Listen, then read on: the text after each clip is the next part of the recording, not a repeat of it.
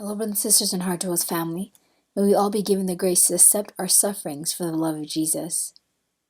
There was a soul who came here to visit, and she was struggling with many things. Her family is going through tremendous suffering with a brother who has a drug addiction, and her father just died a few months ago. She was struggling to understand being so young, but knowing the fullness of suffering. She was so tired and weary from the battle, and really having trouble connecting with the Lord, or have any hope for the future. I took her to Blessed Mother's tree with me, and we're both in worship, prayer, and contemplation.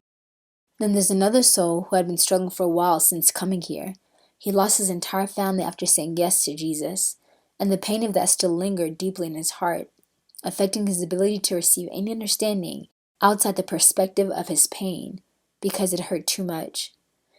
These two souls are beautiful, and the Lord has entrusted them to me. So during prayer I was contemplating them both, realizing they're both struggling in the same situation with their attitude towards God, because they can't really understand why He continues to allow all this suffering.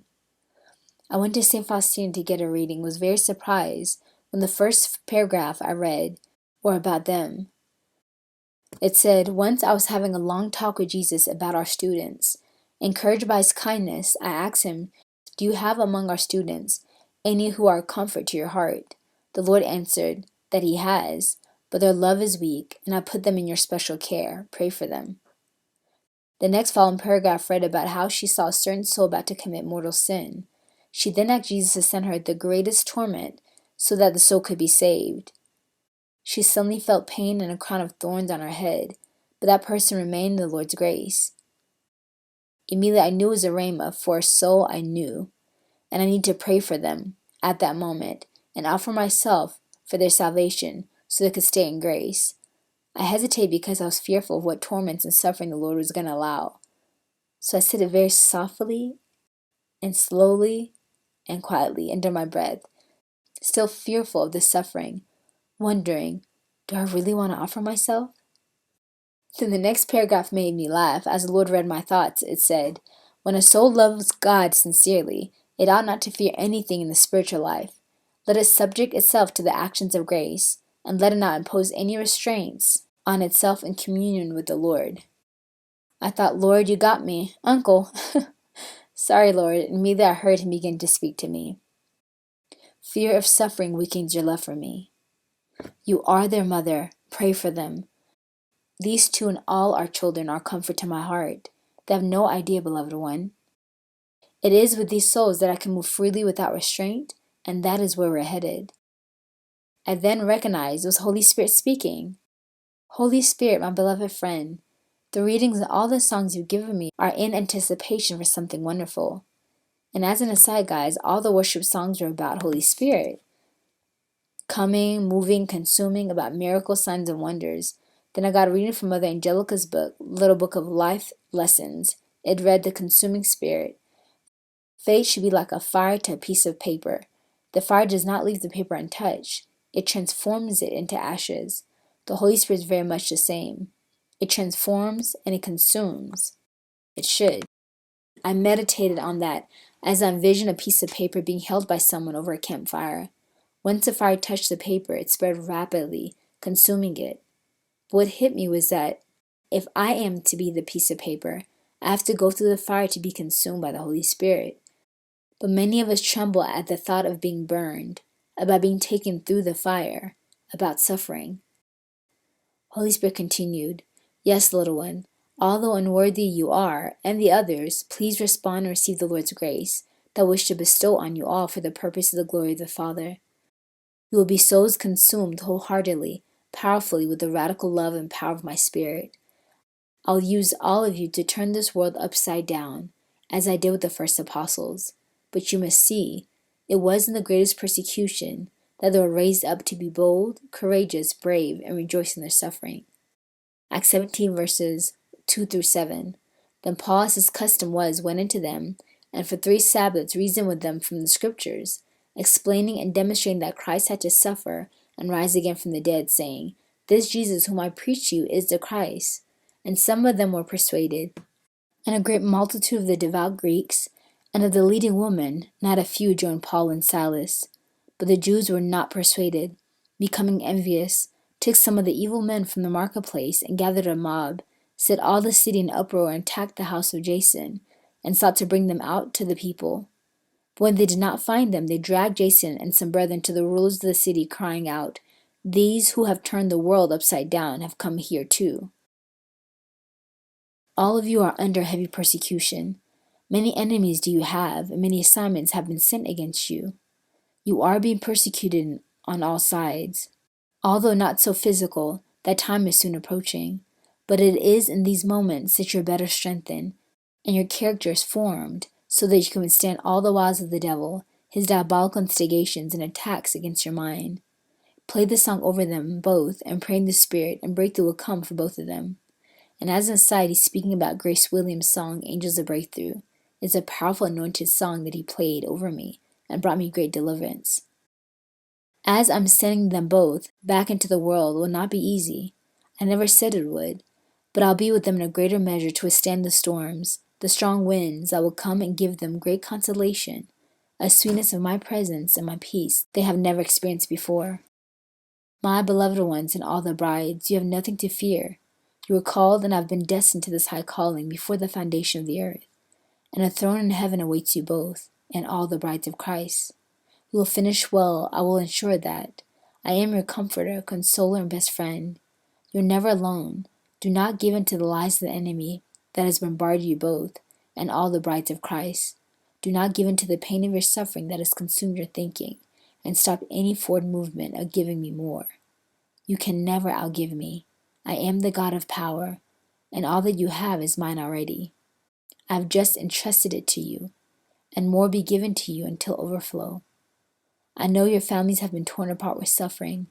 You both can relate to that, and you both can relate to fighting the good fight of faith, in prayer, by rejoicing in hope, enduring through tribulation and persevering in prayer. Romans 12:12.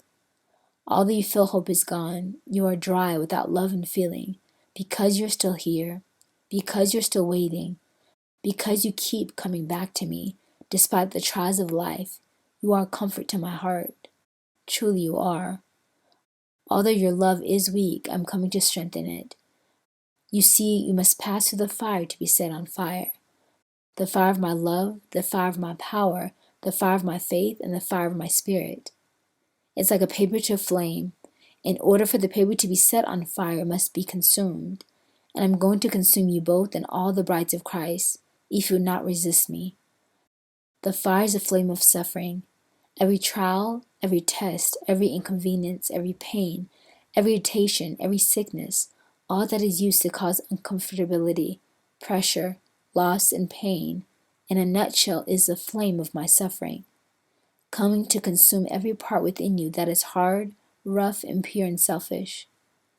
Of course, it hurts at first. It burns, it stings, and many times it feels excruciating. But my beloved ones, if you do but trust me, I'm shaping you oh so beautifully, shining for all to see. A tool of salvation and sanctification you both will be to your families, and that is why it's so difficult right now. But I'm coming to strengthen the weary and the weak places of your soul and of your love for me. Holy Spirit now begins to speak to the two souls. My beloved daughter, I've seen you tarry, confused and wandering in this maze called life, in a world that I've called you out of. That is why nothing satisfies you. Nothing makes sense to you, because I've been drawing you to myself little by little. I forgive you for all the murmurs and complaints you have made in your heart against me. Forget them and no longer walk in condemnation. I've come to lift up your head today and tell you how much I love you, and thank you for giving me your heart and life at such a tender age. With all the gifts and your beauty, you could have been something big in this world, and ended separated from me. But I've hidden you. I've kept you as a treasure for myself and that of your family. There's so many assignments against them, but no weapon formed against them have prospered. Although it looks like you all are sinking deep and going nowhere, do not believe the lies. There is hope just around the corner. Hug your mom, kiss her, rest your head on her shoulder daily, and tell her how much you appreciate her. She's a treasure in my eyes because she ensures she raised our children the way they should go, and you all have not and will not depart from it. She's been a faithful servant in whom I'm well pleased. Let her know her prayers have not been in vain or wasted. And your beloved father, her beloved husband, is with me because of her faithfulness. So damned was he if he had not united himself with her. Let her know that she did not make a mistake with him. He was my perfect will for her, because he has been a tool of sanctification for her holiness, and dotes over the entire family even now, in heaven, praying fervently for you all, in anticipation when you will meet again. The chains in your family be broken, but I need you to endure a bit longer, and do not run from the fight this season. I'm equipping you to know me, to love me, and to fight alongside me in strength, not in weariness or hopelessness. You will do valiantly. Take in all this little one has taught you. Seek me out every day, using the books, and contemplate much of what I show you, and what you get in the readings. It all begins in your thinking. When you meditate on my words to you, my voice begins to get clearer. My beloved son, I want you to relinquish your why. That is the last thing you must let go, and humbly accept the cross set before you. I will help you in this, when you lay prostrate at my feet, saying, Nevertheless, not my will, but your will be done. I am the Father of all fathers, and I know very well the pain of loss, very well the pain of accusation, and very well the pain of loneliness. The loss I felt was in my Son, whom I gave to the world for ransom, that all may be saved. Although God, I did not allow myself to be removed from his suffering. How do you think I felt hearing his heartfelt cries, even as a child, adolescent, and as adult, when he would go alone to pray? We were always together in our glory in heaven, and although in him and he in me, the world separated us physically, his cries for souls and all creatures on earth never escaped me, and his longing for my presence and my comfort in his suffering tore my heart, because what father doesn't want to come to their aid of their child when they cry or are in pain?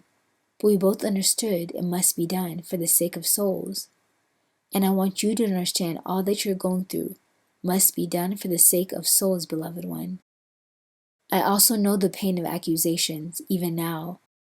Many shake their fist at me, exclaiming, What kind of father am I to abandon my son on the cross? What kind of God am I to allow suffering? But you see, small minds of this world and confused souls do not understand the mystery. I suffered just as he suffered. We were one. I never forsaken him, but for a moment removed the feeling of my presence, so that grace can be given to those who experience dryness and desolation, just as you're going through now. I did that to obtain grace for you, but I was accused wrongly by men who do not understand the ways of God, nor does your family or friends understand the ways of God. So do not take personal what is said. I understood the pain of loneliness. I allowed myself to be needed by my creatures. That is why you are created and all of mankind. Do you believe that? I long for a family, relationship, and so you are created to fulfill that desire within me. That is what love does. It makes itself vulnerable. So, my beloved one, let go of all your questions and reasoning and judgments to my will and what I've allowed. I'm making you both into a flame, and all the brides of Christ into radical, bright, hot, and consuming flames shall you be, to turn many, many souls back to me. The fire is coming. Stay close to your little mother. She has suffered very much, more than many know and can perceive, but heaven knows, and that is why she's been trusted with so much. She was made in the fire. She's dancing in the fire now, and will teach you and all my brides how to do so. For that is what you are created for. Fire starter shall you be, to set the world on fire, for all to see me, and be consumed by the fires of my love. And that was the end of the message.